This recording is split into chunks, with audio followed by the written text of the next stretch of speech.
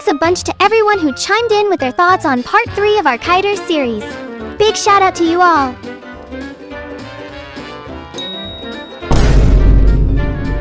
With a whopping 21 Kiters in the game, we've been breaking down the issues into sections.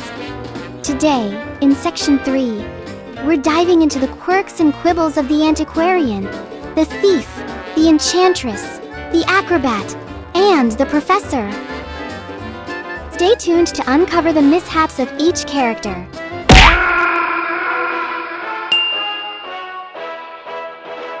Well, where do I even start with this bamboo-wielding disaster? First off, Netties, what were you thinking with your Chi-Chi advertising campaign? Whack the hunter with bamboo and make them cry, they said. Sounds like a dream, right? Wrong! Now, because of the somewhat false advertising, I bet almost every Antiquarian main thinks they're the female version of Jackie Chan, ready to deliver justice to those hunters who've been ruining their day. The hunters aren't just standing around like deer in headlights, of course. They've got that excitement trait up their sleeve, and to make matters worse, our bamboo-wielding heroine often misses her target completely. So, what unfolds in real time? The bamboo lady swings, misses, and then starts to panic. And the bamboo itself? It breaks after a few pathetic whacks. Next thing you know, she's running around in circles, probably thinking, I was supposed to be the hero. But instead, our wannabe Jackie Chan is left flailing around, looking like she's auditioning for a comedy show instead of a survival game. Well, nicely done, Netties.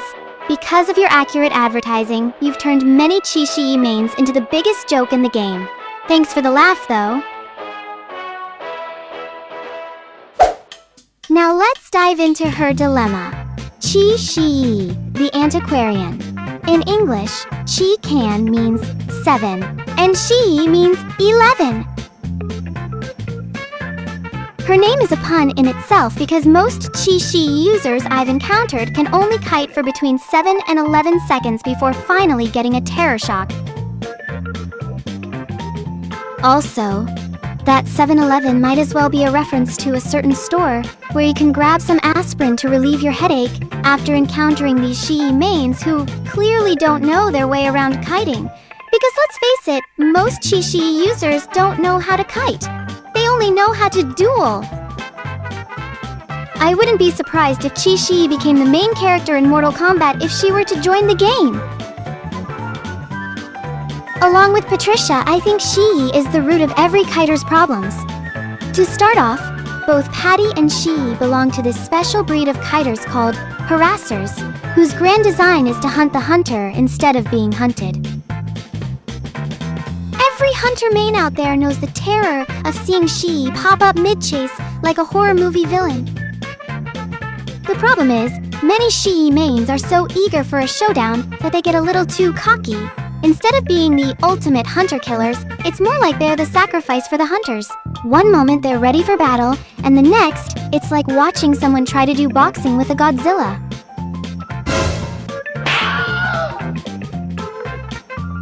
Chi's bamboo is actually a versatile weapon. Besides being a tool to whack hunters, which, let's be real, misses more often than not, it can also help her escape. When she spins the bamboo, her movement speed increases by 5%, and she gains 75% more style points.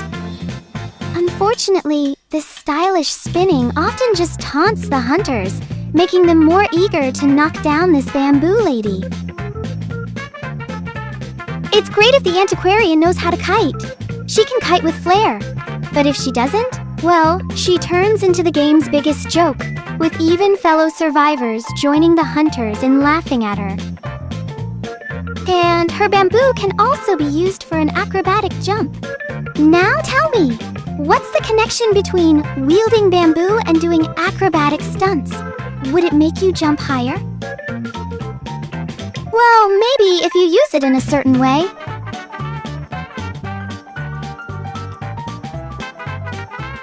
But I admit, that move turns Chi-Chi into a total badass, leaping and whacking the hunter simultaneously. And is that how it plays out in reality?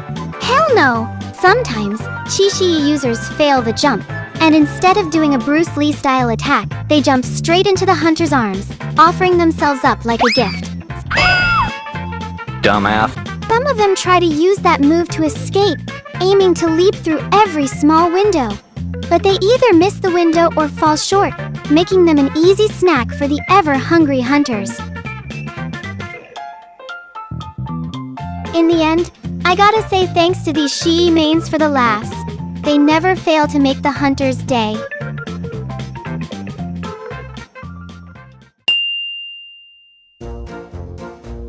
So we've reached another kiter who, similar to Freddy, is being hated because of his background story. And actually, this is one of his major problems.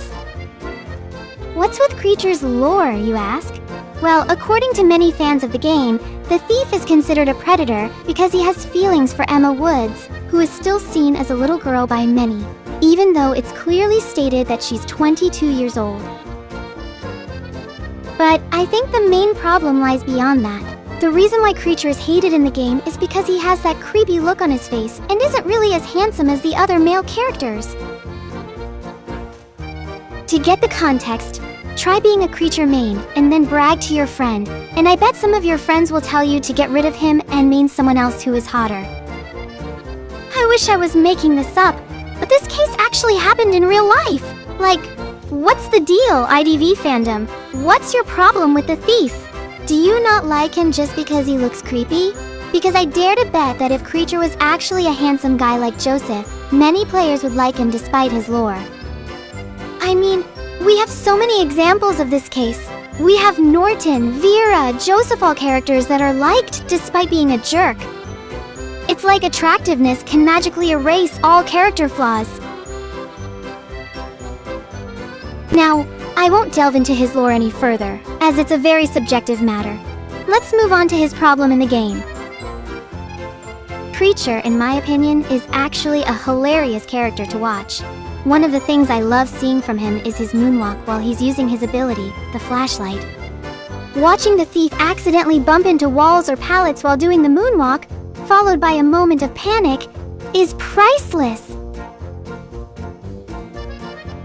And then, inevitably, the hunter hits him and sends him flying. When that happens, I always burst out laughing. And to top it off, I'll throw in a clapping emote in front of the downed thief, because it's just too funny not to. Help me! Well, to be fair, it's not easy being the thief. For example, the most important skill every thief must have is a good memorization of the map, because most of the time, while kiting, they'll have to do those moonwalk moves. Doing so makes them unable to see what's up front, so it helps a lot if the thief players can remember where the walls and obstacles are. Also, while he lags behind some meta-kiters like Enchantress or Prospector, the thief can still be a harasser, and an annoying one at that. But you'll need a good game sense and lots of practice to master this character. There are also considerable downsides to being the thief, like how his stun takes a rather long time to pull off compared to other harassers. And let's not forget that his flashlight will be depleted over time, so every thief main must be able to do raw kite, in case the flashlight goes out of battery. Some of the Creature mains, I swear to God, love to taunt the hunter by doing that silly dance or shout emote. This, in turn, provokes the hunter to go into a rage and chase him, which results in either embarrassment for the hunter or a terror shock for the thief. It's like Creature mains have a PhD in provocation. While they like to dance whenever they kite, some of them also tend to get smacked down easily, especially by Lucino. This is due to the fact that Lucino can evade Creature's ability rather easily, in contrast with Galatea or Geisha mains, who often complain about Creature being too overpowered. All in all, the thief is a powerful yet tricky character to master. He's great in places with lots of open areas like Chinatown or Eversleeping Town, but he's not the best choice in places with lots of walls like the Asylum or Red Church. And if you main him, well, be ready to get bullied by the die-hard fandom because of his backstory. And perhaps you should start hunting any discount for aspirin, because you might have a headache after dealing with the thief haters.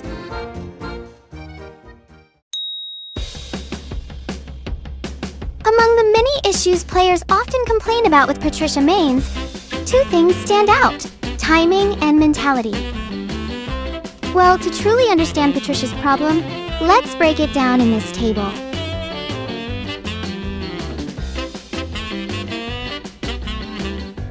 First, let's talk about timing. A good Patricia main can nail the timing for using her main ability, the Ape Curse, which comes in two forms, the short one and the long one. Both can be used in different perfect situations.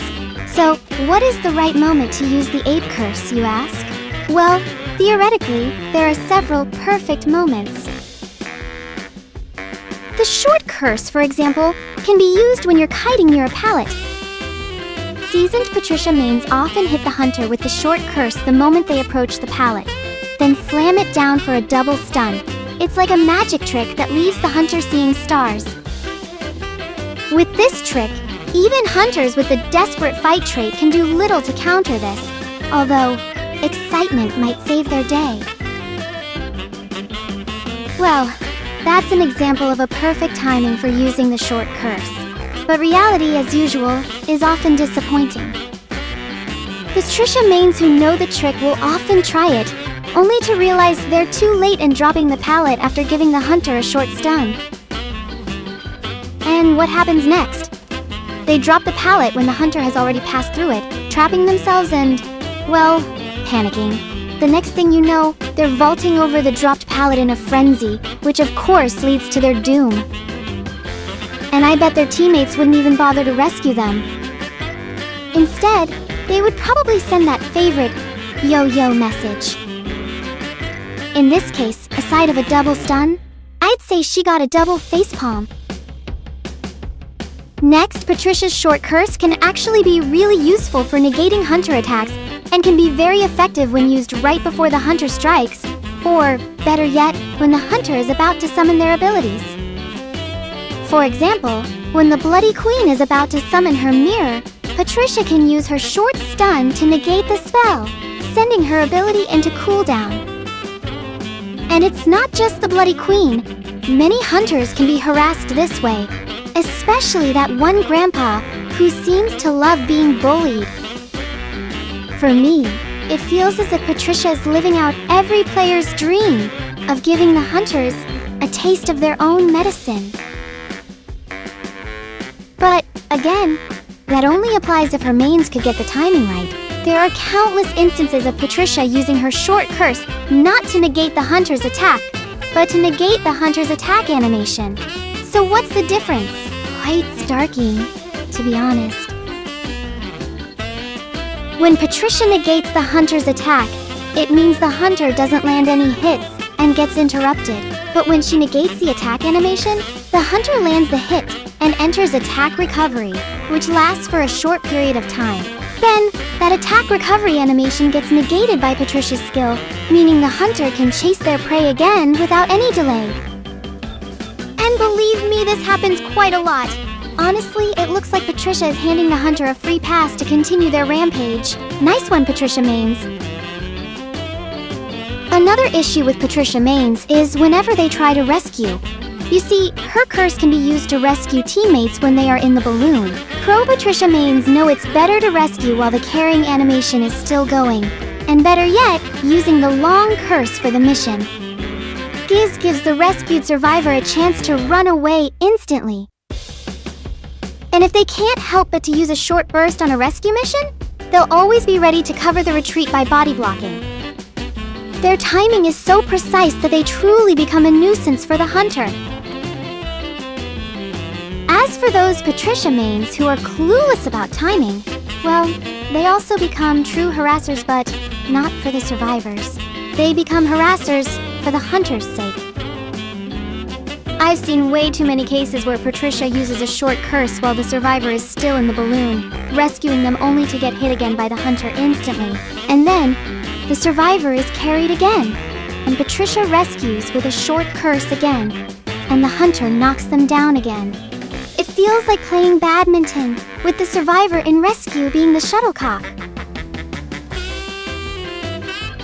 And then, of course, these Patricia mains would never ready to body block. Either they try to body block and fail miserably, or worse, they believe in the short curse supremacy, thinking it'll save the day without any other action needed. So instead of being the savior, they end up serving the hunter a nice, easy catch, like fishing in a tank of catfish. Most of the time, Patricia mains miss the timing of their short curse ability, leaving their teammate to faceplant into the ground or get smacked right back down. They literally turn rescue into rest in peace. In conclusion, Patricia's first and biggest problem lies in the timing of her ape curse. Get the timing right, and she'll become the savior of the match. But get it wrong, and she'll be the laughingstock. The second problem with Patricia mains lies in their mentality. Like I mentioned before, Patricia is a special breed of kiter called a harasser. This makes its players eager to hunt the hunter instead of being hunted by them, while the rest of the team is left wondering if Patricia thinks she's carrying a shotgun movie instead of an ape crystal. These Patricia mains seem like they are on a never-ending quest for that one perfect opportunity to harass the hunter. This obsession makes them play solely to land that stun with her ape curse, forgetting all about the usual gameplay. They'll ignore decoding and even healing, which are crucial for all Patricia mains because of the nature of her curse stack. And let's just say that the Patricia mains actually have some sense and play decently. Well, they still face some troubles, especially if they encounter hunters like the wax artist or the violinist, or those long-range hunters who are the natural predators of the Enchantress. Only a few Patricia mains know how to deal with these kinds of hunters, and to them, I tip my hat. Well, finding those Patricia mains is like finding a needle in a haystack. And I sincerely hope that you, who have been watching this video from the beginning, are actually, or will be able to be, the perfect Patricia. And when that happens, please carry me, because my rank match skills are embarrassingly horrible. We'll make the perfect duo, you know, with you stunning the hunter, and me, well, just trying to keep up.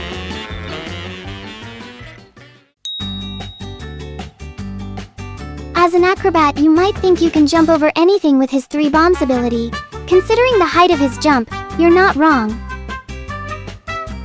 Sadly, the developers decided to put invisible barriers in some places, so he actually can't jump over everything, even if it defies common sense. For example, he can jump over a pallet but can't jump over boxes of a rather same height in Chinatown. What the heck? The Acrobat comes into the game with 3 kinds of bombs. The brown one, the white one, and the red one. The brown one slows the hunter's movement speed, the white one slows down the hunter's interaction speed, and the red one disables the hunter's ability for a short time. Easy to memorize, right? But when the chase is on and you start to panic, things often go horribly wrong. Like, you want to slow down the hunter's movement, but you forget to set your bomb to the right one and end up throwing the red bomb instead.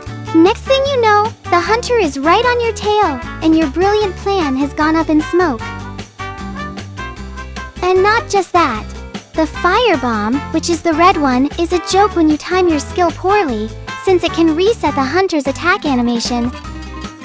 So, you really want to use that fire bomb with perfect timing, or you'll end up giving the hunter a free pass to hit you.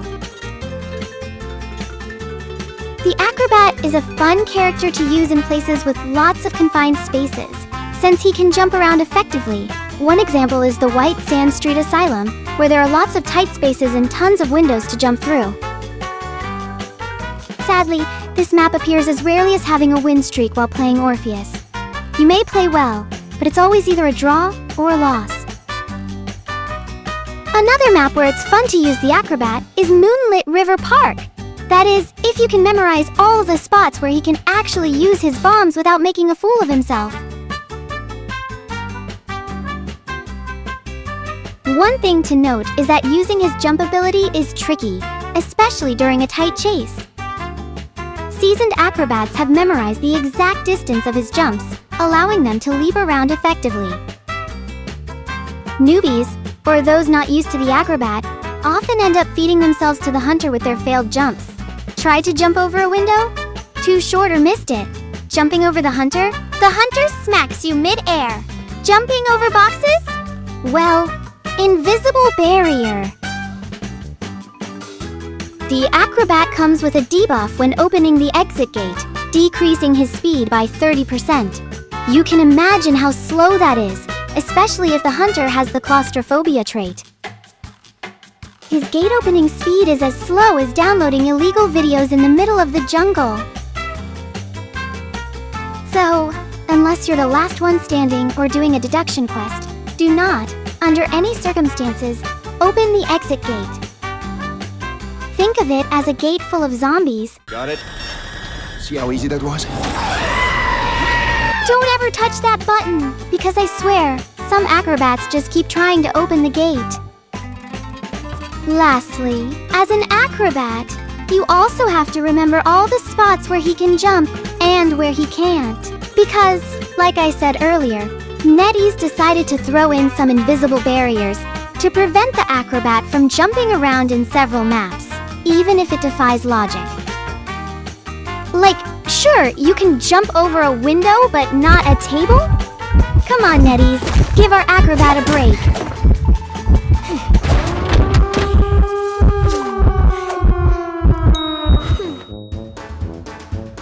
As a hunter, dealing with Lucino can be a real pain. That T-Rex-like jump of his feels more suited for a wrestling ring than chasing down survivors in IDV. It's frustrating, especially when I'm trying to save someone from the basement and he comes crashing down on me. So yeah, I've developed a bit of a grudge against Lucino. When it comes to his survivor form, the professor, well, let's just say it's a bit different story. For me, it's a bit of a mixed bag, because playing as the professor feels like a mental chess match with the hunter. Let's talk about his ability, the scale hardening. Now, it functions a bit like the perfumer's perfume, but while some might argue it's better because you have unlimited uses, I tend to think it's worse, and here's why.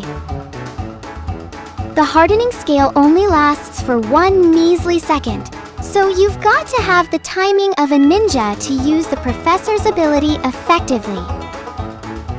Sure, when you nail it, the hunter gets knocked back and stunned, but seasoned hunters can fake an attack to make you summon the shield, and pounce right after your shield disappears, which only, like I said, lasts for only 1 second. Although the scale hardening is quite the surprise package for the hunter. It's like the professor's secret anti-terror shock move or his ultimate trump card for a perfect rescue. Just imagine, the hunter's all geared up for that terror shock moment, but then, whoosh! The professor brings out his shield, and boom! The hunter gets knocked back instead, leaving them scratching their head in disbelief. And let's not forget his knack for dealing with those pesky hunters who rely on chip damage. With one of his skills negating that chip damage, it's like saying sayonara to Galatea or fool's gold. Well, I wish I could say that, but in reality, it's kind of BS, you know? Many expert Galatea mains aren't just about chip damage, they're all about strategy. They'll use their status to reel the professor in, bait him into using his shield, and then strike when it's down. Crafty, right? It's like a game of hunter and hunted, but with extra mind games thrown in. Still, while effective against a normal attack, the professor's shield can't handle the abilities that the hunters throw at him. That means Mary, the wax artist, Antonio, Jack, and their crew can just dance around his shield like it's nothing. Galatea and Bonbon, despite a few hurdles, can corner the professor and give him a taste of reality. But poor Geisha and Ithaqua might just quiver at the sight of Lucino mains. Another neat aspect of the professor is his ability to drop scales for his teammates. It's akin to a knight equipping villagers with shields to fend off a dragon. They're meant to shield themselves during rescues or while kiting, but it often turns into a comedy show. Survivors handle the shields like they're handling an ambush in every MOBA game, deploying the shields at the wrong moments. And just when they feel secure, the hunter swoops in and spoils the scene, as usual. In conclusion, the professor's ability is quite neat under 3 conditions. When used in the right timing against certain hunters, and when the IDV ping doesn't decide to go all yellow or red on you. That wraps up our discussion on the challenges faced by every kiter, in Part 3. Just a reminder, this narrative is all in good humor and not meant to cause any harm. Share your thoughts in the comments section below. Thanks for tuning in, folks!